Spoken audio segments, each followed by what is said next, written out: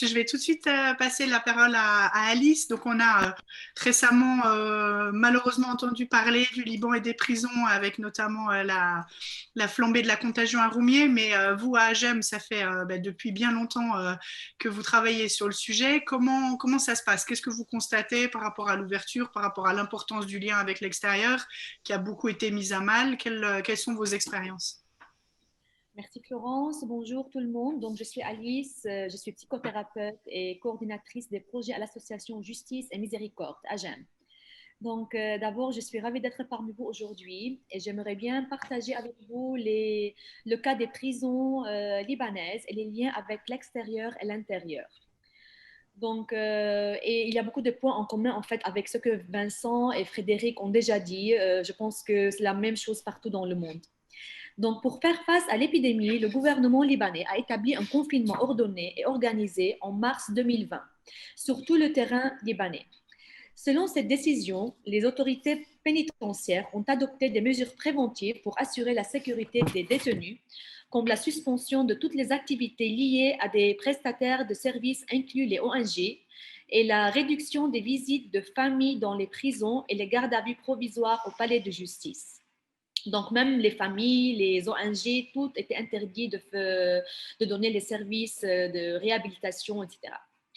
Cette pandémie s'est ajoutée au fardeau de la crise économique qui a déjà commencé en octobre 2019 avec la révolution au Liban et qui a aggravé la situation actuelle. Les mesures sanitaires prises dans les prisons ont détérioré la condition psychologique et médicale des détenus. La réduction du contact avec l'extérieur, avec le cercle social étroit, y compris la diminution de la communication avec l'extérieur comme leur famille, les connaissances, a rendu les détenus anxieux et énervés et inquiets concernant l'état socio-économique et médical au Liban. La surpopulation et le manque d'hygiène, déjà vécu dans les prisons, augmentent le risque de contamination, surtout que les services médicaux réguliers sont absents ou minimes dans les prisons. Ce sont les initiatives prises par les ONG qui essaient de combler les besoins de soins médicaux de ces détenus, tout en sachant que les inconvénients de la crise économique se fléchissent sur les budgets des ONG encore. Les pressions déjà citées ont causé des réactions exagérées et violentes de la part des détenus, menaçant leur vie et la vie des officiers en fait, qui travaillent dans les prisons. Donc, le risque était sur les détenus et les officiers. Parce que les officiers, en fait, ils sortaient et ils voyaient leur famille, l'entourage. Donc, il y avait le risque même d'être contaminés des officiers, même si nous, les ONG et les familles, on ne rend pas de visite. Des émeutes, des incendies, sabotages ont éclaté dans les prisons, en plus des grèves de faim qui ont été manifestées par des pointes de suture sur la bouche opérées par les détenus eux-mêmes, sans des mesures sanitaires appropriées. Donc nous, en tant que les ONG, les relations, donc on a eu une rupture totale avec nos bénéficiaires, ce qui a endommagé de plus en plus leur situation psychologique. Et on avait hâte de trouver des moyens pour rétablir les liens coupés pendant à peu près un mois. Donc ça a commencé en mars 2020 et jusqu'à avril, on n'a pas pu trouver un moyen pour avoir des contacts avec les bénéficiaires. Des contacts excessifs avec les autorités pénitentiaires ont été effectués afin de trouver un nouvel espace de communication. Pendant ce temps, des télécartes ont été mises à la disposition des bénéficiaires pour réserver un contact minime avec l'extérieur, y compris leur famille et AGEM. Donc, AGEM a distribué des télécartes pour pouvoir avoir des nouvelles, pour pouvoir continuer les services déjà commencés, comme les services psychologiques, médicaux, sociaux et légaux en plus. Une telle action a contribué à réduire l'anxiété des détenus et atténuer le stress au quotidien. 2 mois plus tard, des laissez-passer limités ont été attribués aux employés d'AGEM, assurant des visites dans l'espace accordé aux visites familiales, séparés par des vitres et communiqués via interphone. Donc, vers le mois de mai, on a pu entrer dans les prisons. Je parle surtout dans la prison de Roumier, qui est l'une des plus grandes prisons au Liban. juste pour parler face à face, mais séparés par des vitres et avec interphone. On les entend, on les voit, mais on ne les entend pas directement. C'est via interphone.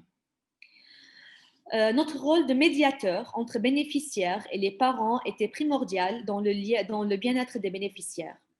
Cependant, l'augmentation des nombres de cas de COVID-19 a généré une nouvelle décision des autorités pénitentiaires qui a empêché tout contact avec les bénéficiaires, même à travers le vitre et l'interphone. Donc ça a commencé le début d'août où on n'a pas pu entrer et voir les bénéficiaires face à face. Donc, tous nos services directs ont été suspendus. Par contre, des visites à domicile ainsi que des appels téléphoniques ont été maintenus avec les bénéficiaires et leurs familles, nous permettant ainsi de persévérer dans notre projet. Des mesures juridiques ont été mises afin de diminuer au maximum possible le nombre des détenus dans la prison Roumieh, comme j'ai dit, qui est l'une des plus grandes prisons au Liban, considérant le nombre des prisonniers. Donc, ce n'est pas juste l'espace, mais le nombre des prisonniers. D'après ces procédures et les efforts du ministre de l'Intérieur, environ 1000 prisonniers ont été libérés. Enfin, tous les services présentés par les ONG ont contribué à une modération positive dans le vécu des bénéficiaires au niveau psychologique, malgré la gravité de notre situation au Liban. Donc, à propos de Vincent qui disait des masques respiratoires à Roumieh, donc les détenus de la prison de Roumieh ont commencé à fabriquer des masques respiratoires destinés aux détenus et les gardiens comme mesure permettant de lutter contre la propagation de COVID-19. Mais je ne suis pas sûre combien les mesures de COVID-19 ont été prises sérieusement chez les détenus et même chez les gardiens, parce que même nos employés qui étaient en contact avec qui entraient dans la prison, ils voyaient des gardiens sans les masques parfois, et même les détenus sans les masques. Et en plus, ce qui est très difficile, avec la surpopulation dans les prisons, c'est vraiment très difficile de faire la distance publique et tout ce que Frédéric et Vincent déjà ils ont mentionné. Merci beaucoup.